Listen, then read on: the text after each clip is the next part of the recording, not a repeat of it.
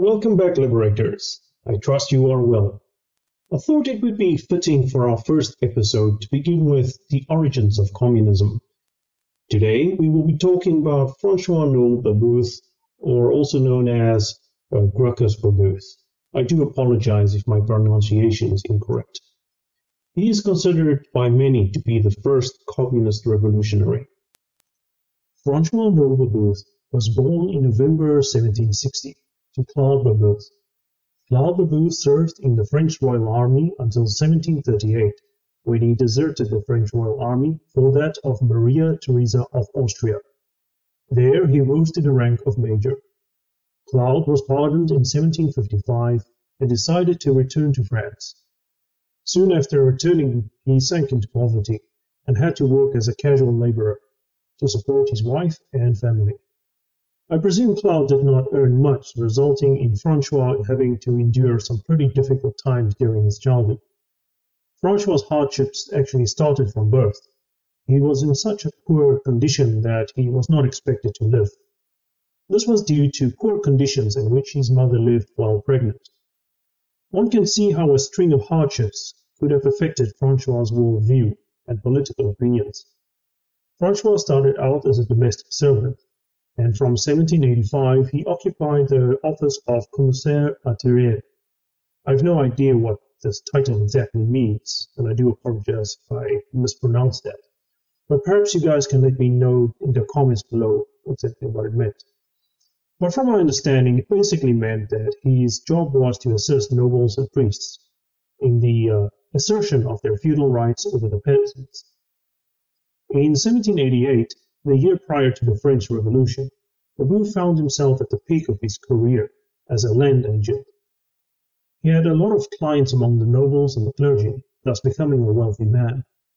Yet despite being wealthy, Babeuf had a tendency not to pay people what they were owed. He reportedly owed around 12,000 francs, or about $48,000 in today's money. Please double check this, I suck at math. I always find it fascinating how communists have such a remarkable track record when it comes to bitching about how the poor are being exploited, while at the same time being guilty of the very same thing. It is interesting to note that Babeuf befriended a man named Joseph Le Bon, a man who was known for hunting down nobles and killing them during the French Revolution. As the saying goes, a man is known by the company he keeps. Babeuf had no problem with violence, as will become evident later.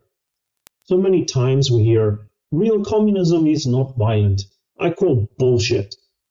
From the very beginning, communists had no problem with violence.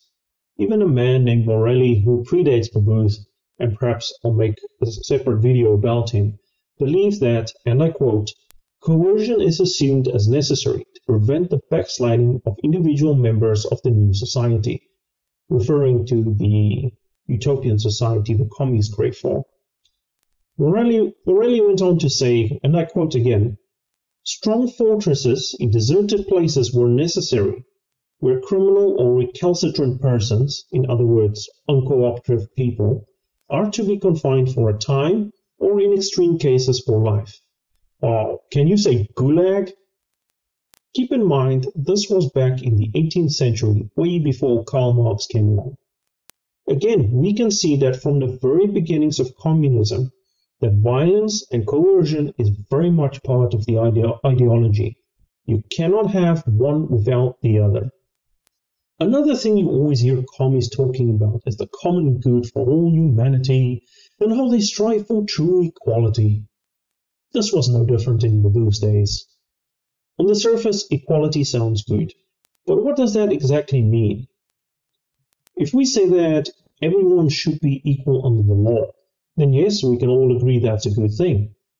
But Babeuf and commies all around the world, they don't want simply only equality under the law. They want complete equality. The only distinction between people that they would allow is age and sex. It's funny enough that even nowadays it's under attack.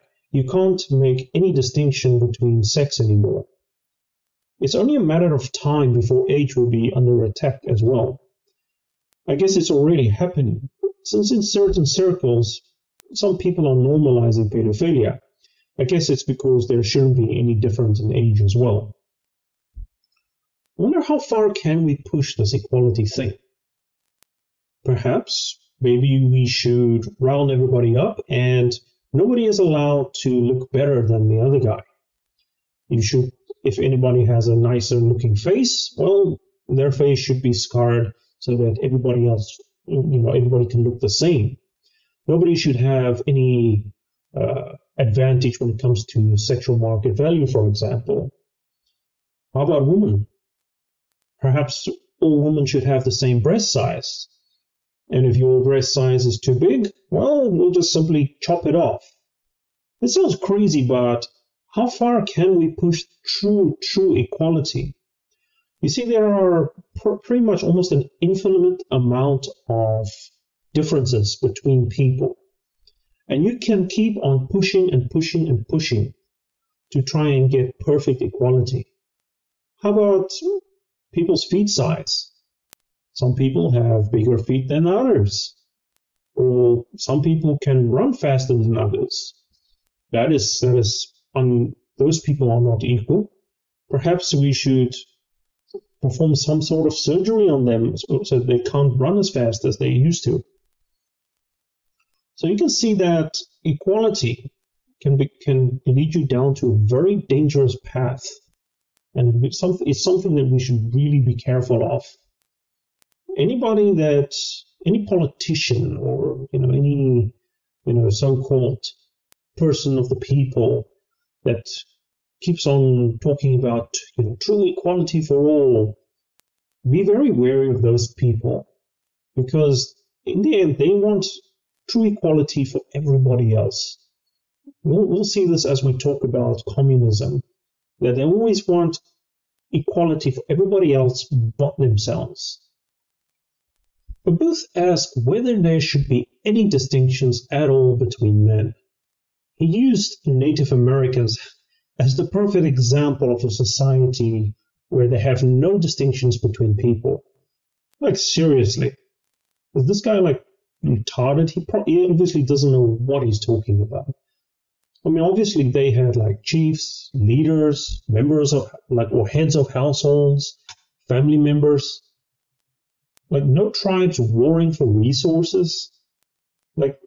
It's funny how communists always have this idea of this noble savage, where Native Americans or in Africa, they just live in perfect harmony, and everybody just picks up food lying around, and it's just utopia. Anyway, it just shows you the retarded fantasy land that they live in. Since the beginning of communism and socialism, you have this kind of idea that everything just naturally exists. You can just walk into the forest and there is a shit ton of free food just waiting for you. Need a house? Yeah, just pick out any old house you want. They grow around like plants. They somehow can't get it through their heads that if you want something, you have to work for it. Many things we take for granted nowadays is the result of painstakingly hard work. And it's only fair that the inventors and creators who gave us what we have today should be rewarded for their work. It was their idea after all. Or is it? Babeuf did not believe in private property. Babeuf stated, and I quote, "The first man who, after enclosing a plot of land, saw fit to say, 'This is mine,' was the initial author of all the evils that afflicted humanity." He carries on to say, and I quote again, "We must not have any private possessions, but must enjoy everything in common." Okay, cool, you first. This is yet another double standard when you see what you see with commies. Give us your stuff, it should be owned by everyone. Yet go ahead and try asking them for something. Go ahead and ask some Antifa member for his or her phone or car. Tell them that you don't have one, but you need one. After all, they don't believe in private property, so they won't be opposed to you using their phone or car. You would never see this happen. It's always other people who should give them stuff. So what constitutes as private property? You clearly can't own a car or house. Those are public goods to be used by all. How about clothes? These are out of the question as well, since no one should be allowed to look better or more well-dressed than anyone else, meaning that fashion is also out of the window. What about yourself?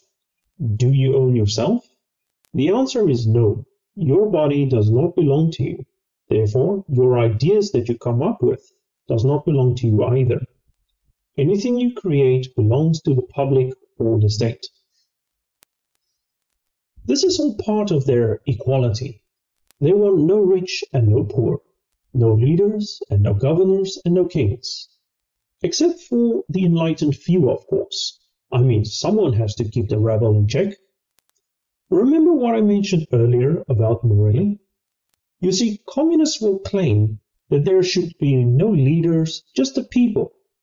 Yet in the same breath, they state that people should be kept in check from going back to the old ways, and coercion is a necessity. Enter the state. This is why communism is a deadly scam, because they preach to the people that they will finally be able to rule over themselves. And when all is said and done, the communists put themselves in power to safeguard society. Anyone who resists will meet a most unfortunate end.